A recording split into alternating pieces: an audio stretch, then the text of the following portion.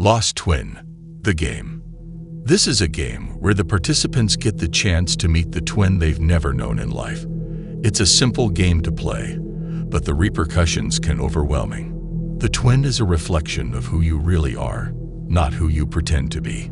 If you're a genuinely good person, your twin encounter will be pleasant and gratifying.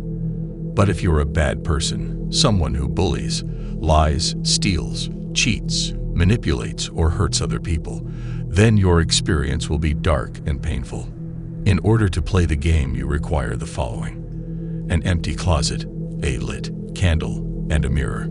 To start, hang the mirror, any size will do, on the wall in the closet. Be sure to hang it on the wall across from the closet door, so the door is being reflected when closed. With the candle already lit, walk into the closet and shut the door behind you. Look at the mirror, you'll see a reflection of yourself and the closed door. Knock on the mirror twice, just as if you're trying to knock on the closet door. Blow out the candle and knock on the mirror 2 more times. You'll hear the closet door open, but the door behind you is still shut. Next, you'll hear breathing. The game has begun. In a calm voice, greet your twin with a simple hello and wait for their response. Afterward, ask a simple yes or no question. They will answer. The twin will respond in one of 2 ways: a kind response or a hostile response. Good people will receive a kind hello in return for their greeting. Ask your question, and your answer will be whispered back to you. Shortly after, a sense of warmth and comfort will overcome the player.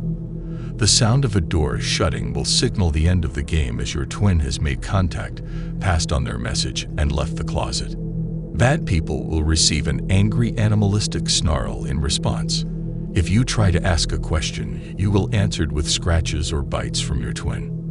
A bone-chilling cold will fill the closet, and a sense of impending doom will bring about an unshakable feeling of dread that will linger for hours.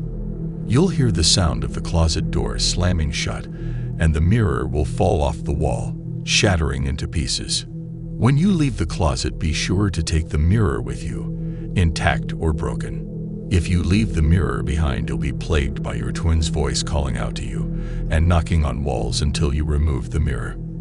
This game reveals a lot about a person's soul. Player beware.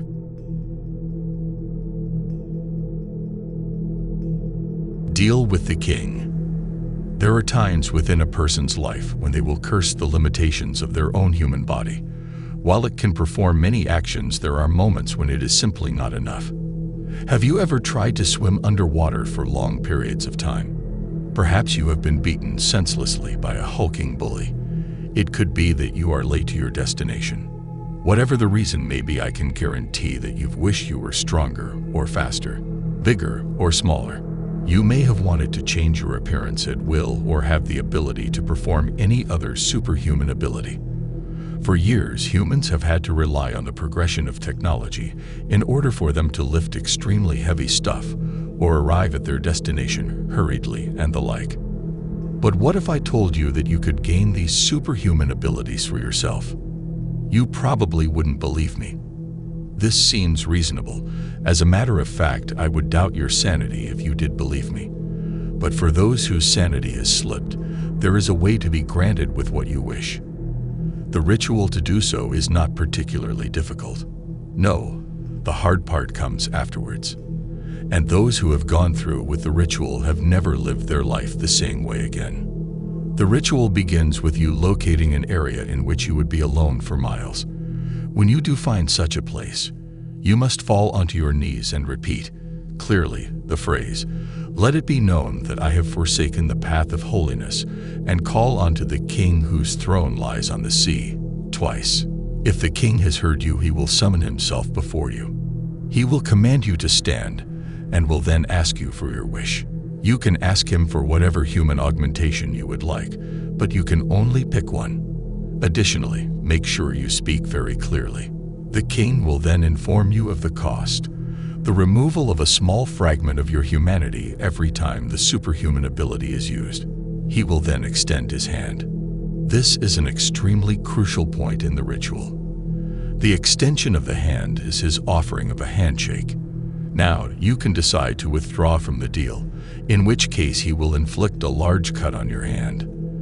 The king does not like those who waste his time. Alternatively, you can accept the deal, in which case you are to shake his hand. Choosing the latter option will instantly grant you whatever it is you wished for, and the king will go back to his throne. This is the end of the ritual. As mentioned before, at any point you activate your ability, you will lose a small fragment of your humanity. The smart ones tend to be very economical with their power usage as a result, or at least they start off that way. At some point, anybody who has an ability that surpasses that of other humans tend to end up abusing it. Even though it is through tiny fragmentations, their humanity withers away inevitably. There will be a time when the person with power subtly, but surely, morphs into a creature that represents their ability and their personality. But the person with power will not notice this, for they have fallen deep within the recesses of their own foul nature. All those people will know is how to use their power for their advantage. Before long, they will have completely mutated into a subhuman beast with no knowledge of who they are and where they come from. They will be slaves to their own power.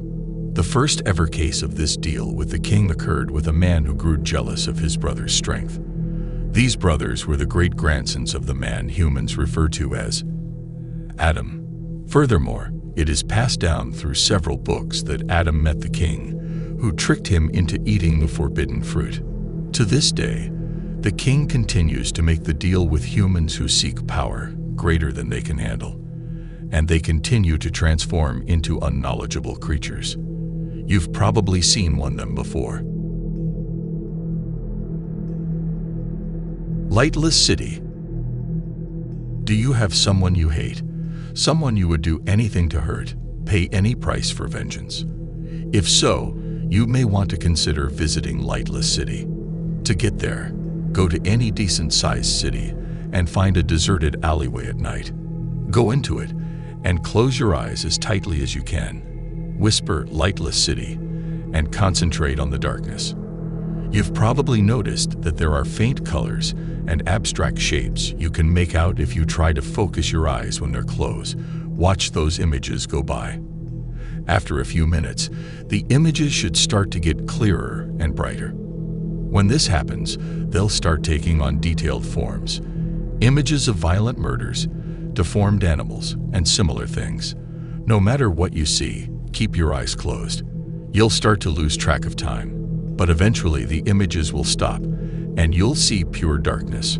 Nothing but deep black, no colors or shades. When you're certain that you see pure darkness, open your eyes. You will now be in a very dark city. There won't be a single light or star in the sky. You should be able to see a faint dark blue outline of the tall buildings surrounding you. Make your way out of the alley and walk as quietly as you can down the sidewalk in any direction. If you hear any movement, run as quickly as you can, away from the noise. There are animals in Lightless City. It's too dark to make out the details, but they're the size of large wild felines and will kill any human they catch. Keep moving until you reach an area with smaller buildings, the edge of the city. A child will approach you, his face dully glowing, letting you see that he is eyeless. He will ask, "Will you share your light with me?" Say yes. The child will reach for your face and rip out your right eye. It will be painful, but there shouldn't be any bleeding or open wound. The child will thank you and leave. Keep walking, and a tall man will appear before you. Whose light do you wish to have taken away? Speak the name of the person you hate, and as soon as you say their name, they will go completely and irreversibly blind. Is your hatred satisfied? The man will ask. If it is, say yes, and you will awaken in the alley. If not, say no, and the man will disappear. Keep walking. You will come across another eyeless child. Will you share your light with me? Say yes, and your left eye will be torn out, leaving you blind. Keep walking, and the tall man will appear again, although you of course will have to rely on his voice. Whose life do you wish for the darkness to claim? Say the name of the one you hate, and they will die. You will not be asked if your hatred is satisfied this time, and you will not be able to return to the alley. I told you to make sure you really hated someone before doing this. You will spend the rest of your life wandering around Lightless City, blind, with only your hatred to keep you warm. For some people, that's enough. The Bloody Mary game. A few weeks ago, I went on a school trip with my school. We visited a few museums while we were away, so we had to spend a few nights at a hotel. It was bound to be just another boring experience, but this time that was not the case. When we got back to the hotel on the first night, I met Nicole, who was from another school that was visiting the same museums as us. She introduced me to some of her friends, and we got along pretty good, so we decided to meet again in the morning. After a couple of hours, I went back to my room and got ready for bed. It was almost midnight, and as I was brushing my teeth in the bathroom, I could hear some girls laughing. So I put my ear against the wall and listened. It sounded like Nicole and her friends giggling and talking. I assumed it was just some gossip about other girls or something and decided to go to sleep. The following day, when I met up with Nicole and the crew, I asked her about the previous night. She said they were playing the Bloody Mary Truth or Dare game. It's just like playing Truth or Dare by spinning a bottle. But with a twist, she said. Basically, if you chose Truth, you'd have to admit that you're scared of Bloody Mary. Otherwise, you would be dared to grab the lantern and say Bloody Mary 3 times while staring at yourself in the mirror with the lights off. It is said that if you complete those steps, Bloody Mary will come and take your soul. Another rule was to record yourself with a camera or a phone to prove that you were looking straight in the mirror while doing the so-called ritual. I laughed about it and asked if I could join, and they said I could come to her room around midnight and play with them. After another exhausting museum tour, it was finally time for the game. I changed clothes as fast as I could and rushed to Nicole's room. After a few turns and scaring some of the girls, it was my turn to take the lantern to the bathroom. I slowly said the name twice without any hesitation. However, when I was about to say it the 3rd time, a cold chill went down my spine, and I almost turned on the light. But then I heard Nicole calling me a chicken, and I just shouted Bloody Mary as loud as I could. To nobody's surprise, nothing happened, and we just carried on with the game before going to sleep. 2 days has passed since that night, and now I gathered my friends at my house to play the game. Some of my friends are pretty scared, but they're too proud to admit it. I think we're going to hear some screams tonight. I am first, and I wonder if somebody will try to scare me. I enter the bathroom and turn off the lights and proceed to say the name 3 times. After a few seconds, I hear my friend shouting that they didn't hear the 3rd time, so I just say it again 3 times. During that moment of silence, I notice a figure behind the shower curtains. It looks a bit like my sister. I bet she's trying to scare me.